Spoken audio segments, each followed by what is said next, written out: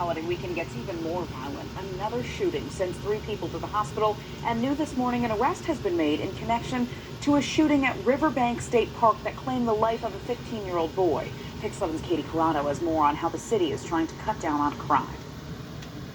Good morning. Police are investigating a triple shooting that shut down Walton Avenue in the Bronx, right adjacent to Joyce Kilmer Park. This is just the latest incidence of violence in the city. Over the weekend, we saw multiple shootings, 3 of the victims just children.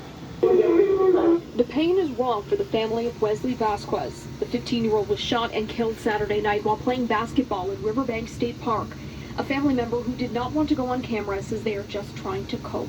Family's devastated, of course. You wouldn't wish that on anyone, any teenager. 2 other children were also shot over the weekend. A bullet struck a 12-year-old girl in the shoulder Sunday night in the Mount Hope section of the Bronx, and a 5-year-old girl was shot Friday while sitting in the backseat of a car, also in the Bronx.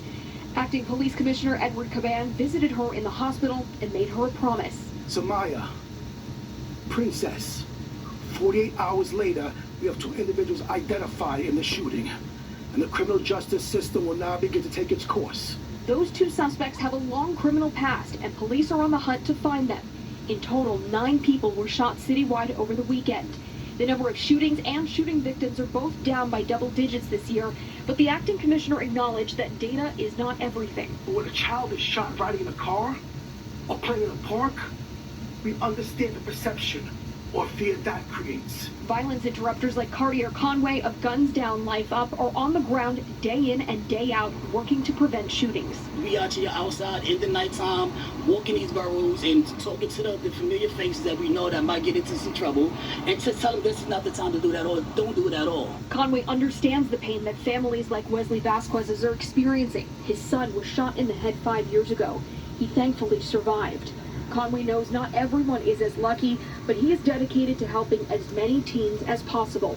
You can't save everyone. That's the world we live in. We cannot save everyone. But the lives that we can change and the lives that we could save, that's what we're going to do. And police are searching for those 2 suspects who injured that 5-year-old girl. She's now recovering at Montefiore Medical Center. If you recognize them, police ask that you call Crime Stoppers right away. The number 1-800-577-TIPS.